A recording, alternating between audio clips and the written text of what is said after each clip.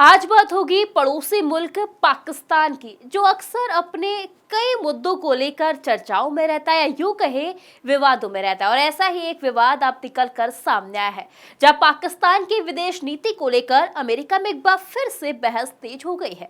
अमेरिकी पत्रिका the national interest की एक रिपोर्ट में पाकिस्तान को लेकर बेहद दिलचस्प टिप्पणी देखने को मिली। रिपोर्ट में कहा गया कि पाकिस्तान बिकता नहीं बल्कि किराए पर चलता है। यानी पाकिस्तान किसी एक देश का हमेशा के लिए साथी नहीं हो सकता, बल्कि समय, हालात और अपने फायदे के हिसाब से अलग अलग देशों के साथ खड़ा हो जाता है।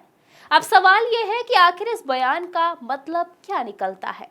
क्या इस बयान से जो अमेरिका है वो सीधे तौर पर पाकिस्तान की खिल्ली उड़ा रहा है? क्या पाकिस्तान पर अब अमेरिका अपने रुख को साफ करता हुआ नजर आ रहा है? दरअसल पिछले कई दशकों से अमेरिका ये मानता रहा है कि आर्थिक मदद और सैन्य सहायता देकर वो पाकिस्तान को पूरी तरह अपने पक्ष में रख सकता है। लेकिन रिपोर्ट कहती है कि ये सोच पूरी तरह से सही नहीं है, क्योंकि पाकिस्तान ने हमेशा अपने राष्ट्रीय हितों को सबसे ऊपर रखा है।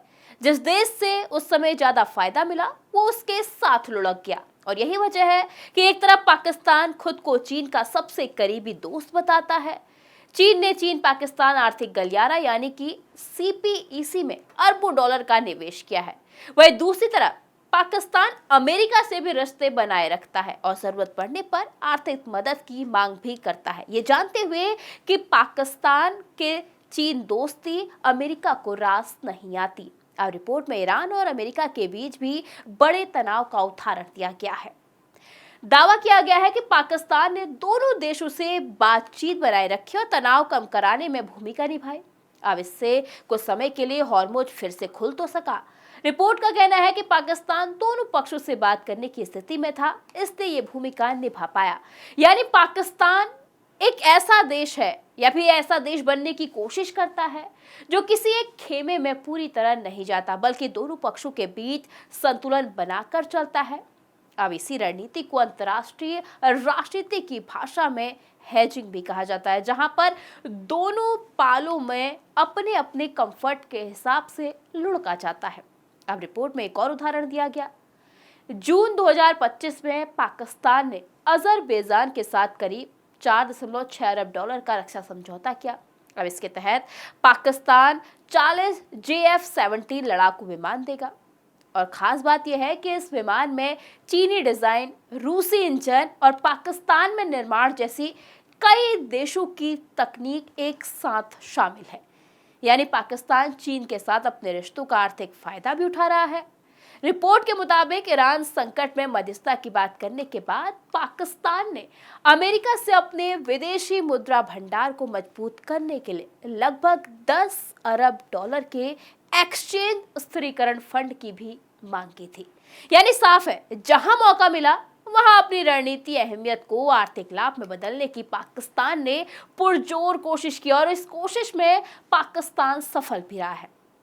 अब ये रिपोर्ट ये भी कहती है कि अमेरिका को पाकिस्तान की इस नीति को समझना होगा। अगर अमेरिका चाहता है कि पाकिस्तान उसके हितों के करीब रहे तो वो सीधे टकराव की जगह IMF और विश्व बैंक जैसे अंतर्राष्ट्रीय जो वित्तीय संस्थान हैं उसमें अपने प्रभाव का इस्तेमाल कर सकता है और पाकिस्तान को आईना दिखा सकता है, क्योंकि पाकिस्तान की अर्थव्यवस्था आज भी इन संस्थाओं पर काफी हद तक निर्भर करती है, क्योंकि इन्हीं के किराए या यूं है कि इन्हीं के लोन से पाकिस्तान की अर्थव्यवस्था इस वक्त धक्का देकर चल रही है। और एक और महत्वपूर्ण बात इस रिपोर्ट में सामने आई है। अगर अमेरिका उम्मीद करे कि पाकिस्तान चीन पाकिस्तान आर्थिक गलियारा यानी कि CPEC छोड़ देगा तो यह व्यवहारिक नहीं होगा। पाकिस्तान चीन के निवेश को भी छोड़ना नहीं चाहता और अमेरिका से मिलने वाले राजनीतिक या आर्थिक फायदे भी गंवाना नहीं चाहता। यानी कि यूं कहे कि दोनों नावों पर सवार रहना चाहता है। और यही कारण है कि रिपोर्ट पाकिस्तान को एक ऐसा देश बता रही है जो किसी एक महाशक्ति के साथ पूरी तरह से नहीं जाता है। वो दोनों पक्षों के साथ रिश्ते बनाए रखता है और हर मौके पर अपने हितों को प्राथमिकता देता है। हालांकि ये भी समझना जरूरी है कि ये पूरा कंक्लूजन द नेशनल इंटरेस्ट पत्रिका की रिपोर्ट और उसके जो विश्लेषण है उस पर आधारित है। इसे अमेरिका की आधिकारिक नीति या फिर सरकार के आधिकारिक बयान नहीं माना जा सकता, और तो इसे पूरी तरह से सही ठहराना फिलहाल गलत होगा।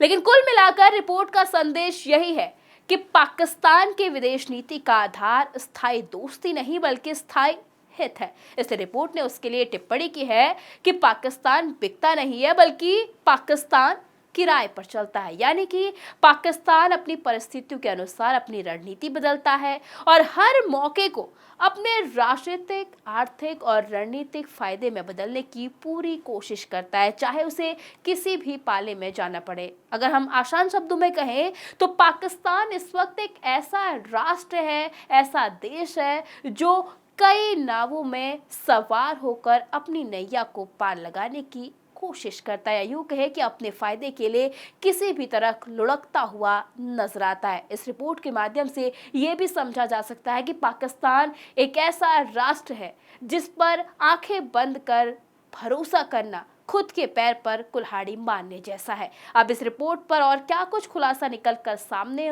आता है यह आने वाला समय बताएगा, लेकिन फिलहाल इस रिपोर्ट ने ये साफ कर दिया है कि पाकिस्तान इस वक्त वो राष्ट्र नहीं है जिस पर भरोसा किया जा सकता है।